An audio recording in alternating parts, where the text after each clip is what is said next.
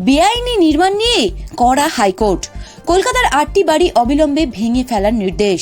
কলকাতার 8টি বেআইনি নির্মাণ ভেঙে ফেলার নির্দেশ দিল কলকাতা হাইকোর্ট। শুক্রবার প্রধান বিচারপতি টি.এস. শিবজ্ঞানম এবং বিচারপতি হিরণময় ভট্টাচার্যের ডিভিশন বেঞ্চের নির্দেশ, বাসিন্দাদের অন্যত্র সরিয়ে বেআইনিভাবে তৈরি করা ওইসব বাড়ির বিদ্যুৎ এবং পানীয় জলের পরিষেবা অবিলম্বে বন্ধ করতে হবে। কোর্টের ওই নির্দেশ কার্যকর করতে হবে কলকাতা পুরসভা, কলকাতা পুলিশ এবং সিবিআইকে। আগামী 28 ফেব্রুয়ারি এই মামলার পরবর্তী শুনানি। আদালতের নির্দেশ মানা হয়েছে। এই মর্মে ওই দিন রিপোর্ট দিতে হবে পুরসভাকে।